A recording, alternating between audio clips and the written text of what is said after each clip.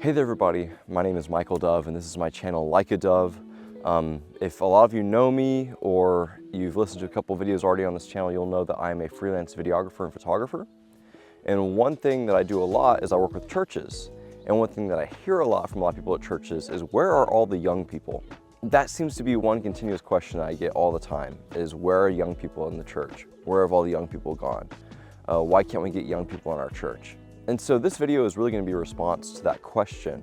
I've also had the opportunity to speak to a lot of different church leaders and hear from a lot of different voices and opinions on this topic, along with just my own personal experiences with the church. If you've heard my testimony, you know a little bit about that. And also seeing what happened with a lot of my friends when they went to college and where they are with the faith.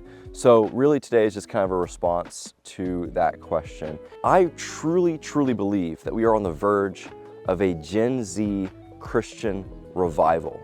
And really not just Gen Z, just young people in general are really searching for the truth. And there's a lot of facts and statistics that show and indicate that we are on the verge of a massive revival of young people. And the church needs to get ready.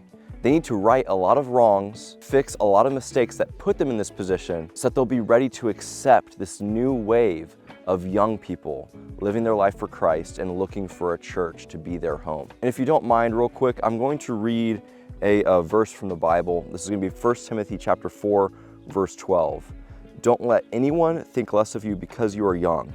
Be an example to all believers in what you say, in the way you live, in your love, your faith, and your purity. So guys, this video isn't just for people who are, older, who have been in the church for a while. This is also for people my age as well, because we have a part to play in everything that's going on in the world and in Christianity today and the future of the church.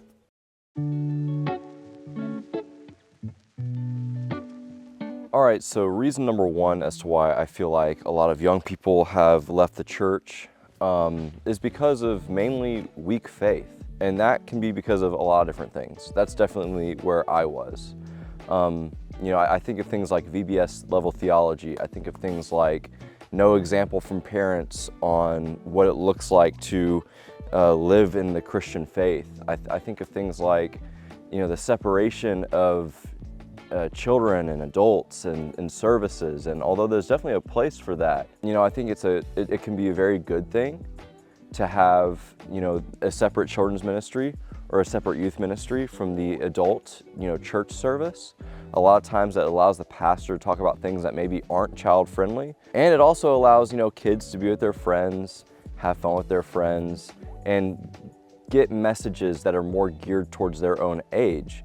But there's something special, and I also think impactful, when a child is with their family, with their parents, and they see their parents walking through their faith in the church setting. They see their parents' place inside the greater church community. And that's something you don't really get when you have a big separation, all these different age groups and all these different ministries. And what I mean by like VBS level theology is a lot of times our young people in general aren't trained up with a lot of knowledge of the scripture and the depth of what it means to be a Christian. Their understanding of the Bible is like a VBS level understanding, a very introductory, watered down, simple view of Christianity and Jesus. And man, when life hits you in the face, that falls apart. You need something deeper. You need something stronger. I think that's why when a lot of teenagers who become adults go off to college and their faith gets put into question, it falls apart, because there wasn't much to it to begin with. They weren't taught any complexity of what it means to be a Christian, how to deal with suffering, how to deal with what life throws at you. And that's, to me, where Christianity is more important than ever, but I feel like it's not really being taught to our young people. There's no spiritual maturity there. And there's also no personal relationship with God. And that's something that I struggled with a lot as a kid. Reading my Bible, praying, having this personal connection, this personal spiritual connection to God. I didn't really have that. And so when my faith was challenged, or when I was given the opportunity to live my life however I wanted, I chose a life of sin rather than a life with God, a life in relationship with Jesus. So many of our young people are tempted with this life of sin. When you go into the world and you're no longer living with your parents, you can do whatever you want. And there are so many distractions and different ways that the world tells you, hey, do this, it'll be fun. Hey, do this, it'll be great. And if you don't have that personal connection with Jesus, it's so easy to fall into sin. The last thing I want to mention in this sort of category of weak faith is there's no discipleship in the church anymore. We aren't creating disciples. Young people have such weak faith when they go off on their own and have the choice of going to church or doing whatever they want, because the generations that raised them also don't have a very strong faith. You can't disciple somebody if you're not a disciple yourself. A lot of young people are seeing churches that just are spiritually dead because the people in them are just going through the motions. It's just what they've always done. They just go there just for like a social outing. And so when young people look at the church, they don't really see any value in it. Why would I waste my time on a Sunday when I could be hanging out with my friends? And for a lot of their parents, that's probably all church really is to them. It's just a way for them to hang out with people that they know. Or they're just, checking a box on a checklist of what they think they need to do in order to get to heaven or to please God, which that's a sermon in and of itself. But if children aren't seeing their parents having a deep spiritual connection and a deep spiritual life, they aren't seeing it from their grandparents, they aren't seeing it from other adults in the church, and they definitely aren't seeing it from their peers, then why should they continue their faith? Why should they continue to go to church?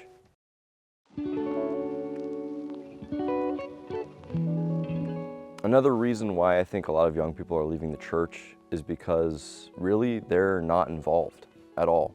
They have no investment in the church. And I mean, like, they're not helping out. They're not involved in the nursery. They're not, greeters. They're not helping out in the sound booth or with the live stream or any video or even social media. Something that a lot of churches I see are greatly lacking. And they're like, man, how do we incorporate social media into our church? There's literally like a ton of young people in your church. And you may wonder to yourself, well, why aren't they involved? Why aren't they getting involved?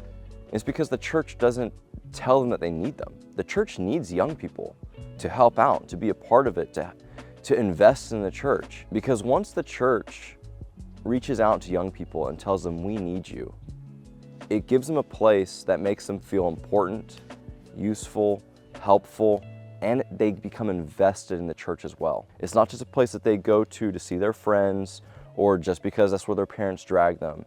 It's a place that they have a part of. And when the church grows or an event goes well or that person, that young person touches a life, they can see the impact that they're having through Christ on people's lives and in the church. But again, young people aren't being told they're needed.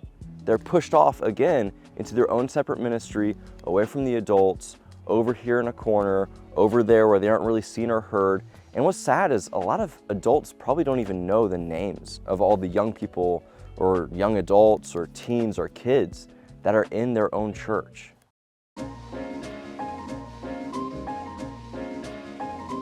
The last thing that I think is kind of like the catalyst for why a lot of young people aren't in church is they aren't in leadership. And this right here is what usually stops the conversation for most pastors or church leaders, like elders or board members or whatever your church has. Usually the first 2 points church leaders can get on board with. But once you start saying that young people and young adults and people, in their early to mid 20s or even teenagers need to be in church leadership, that's where the conversation ends. And I think one of the biggest reasons as to why young people aren't in the church today is because of control. Churches, people running churches want things done a very certain specific way. They want control over the church and they aren't willing to give it up. One thing that I hear all the time is that young people are the church of the future.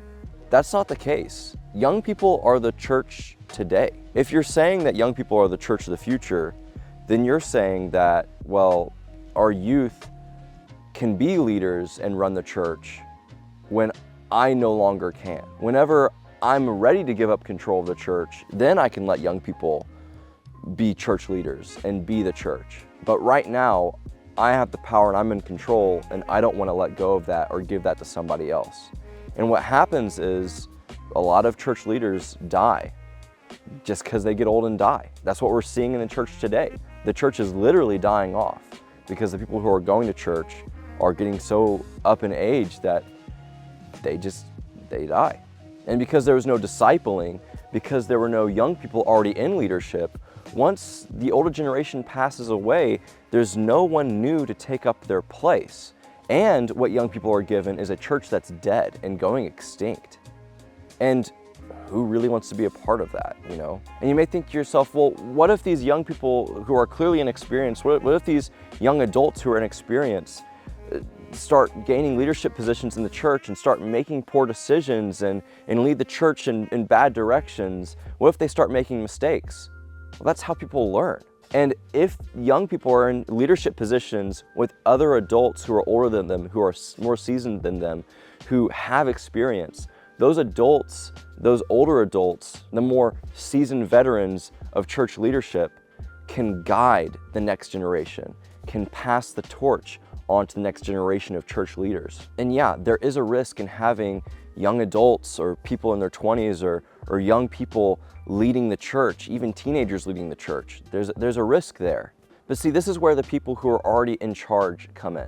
This is where the older, more seasoned veterans of the church can make an impact, because those older generations of the church can then lead younger people into making better decisions, can help pick them up off their feet whenever they make a mistake. And at the same time, what's wonderful about having younger people, young adults, and even teenagers in your church leadership is they have new ideas.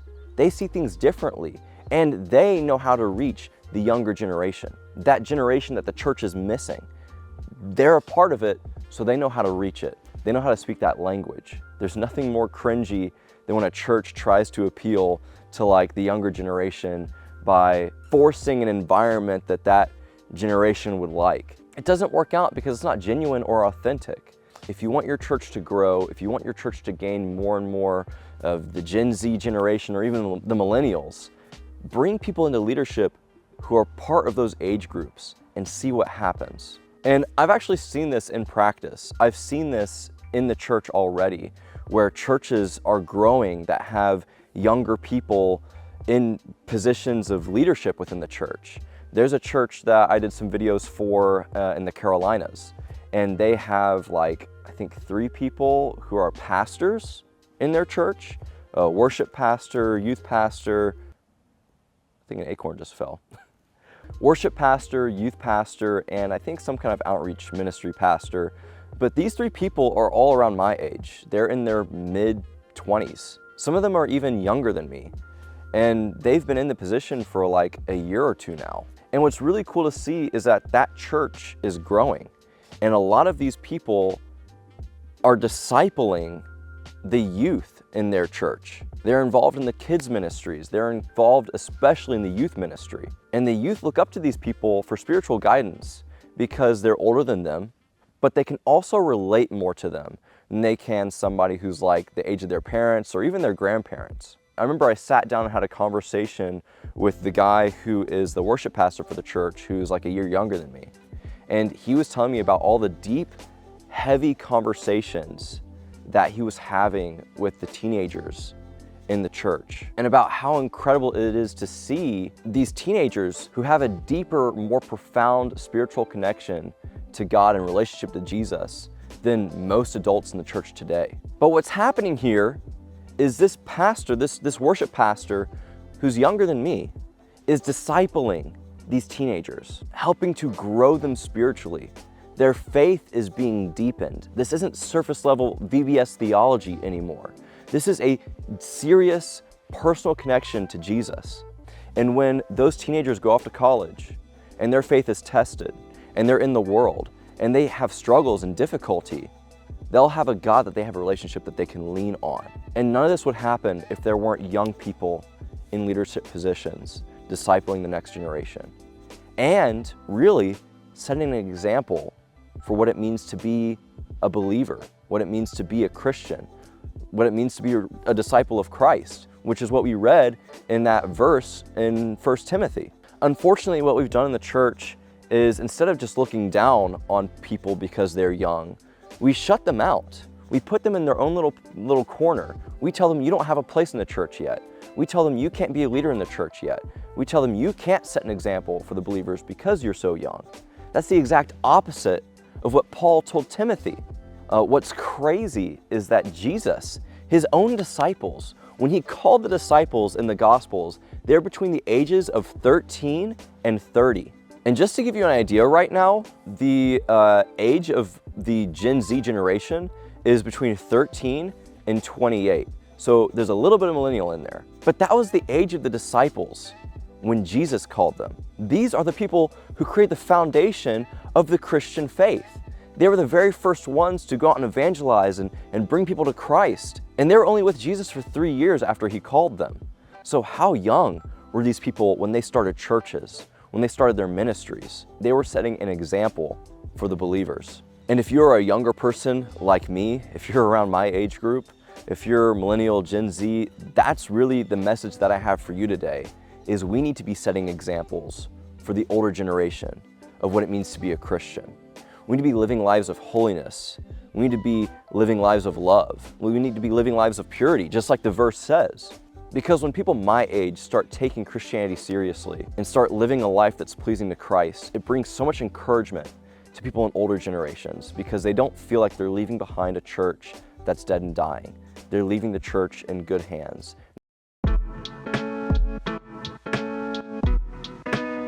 So as I'm finishing up this video, let me just go ahead and say revival is coming for the church, and it's coming in people my age. We are so hungry for the truth. So many people my age have left the church behind, and what the world has to offer just isn't enough. It's lies. It's lies. And the church has the truth. If you don't believe me, I've got a little statistic, all right? So first 10 months of 2024, Bible sales were actually up by 22% compared to the previous year. Most of the people buying these Bibles were first-time buyers. The majority of the purchases of Bibles were mostly Gen Z males. That's people ages 13 to 28. Man, there are so many people my age who are hungry for the truth, who have been sold a lie by the world that we live in. Politicians or the latest trends or a career aren't the answer. The church has the answer. It's the truth. It's the one who is the truth. It's Christ. It's Jesus. Time and time again, the church tries to bring young people in by trying to entertain them, by putting on shows that resemble what the world has to offer. And it's fake, because what the world has to offer is false. The church has the truth. The church has the answer. The church just needs to believe in it. If you want young people to come to church, tell them the truth. Give them Jesus. Well, how in the world do we even get younger people into the church to begin with? Go to where younger people are.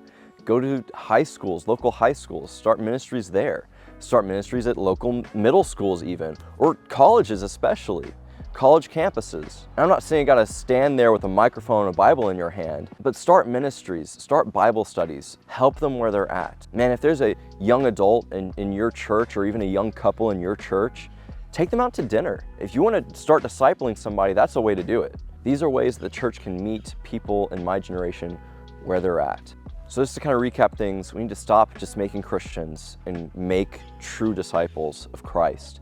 We need to raise up new leaders in the church who are younger, just like what Paul wrote Timothy about and what Jesus showed us an example of when he brought on his disciples. Young people are not the church of tomorrow.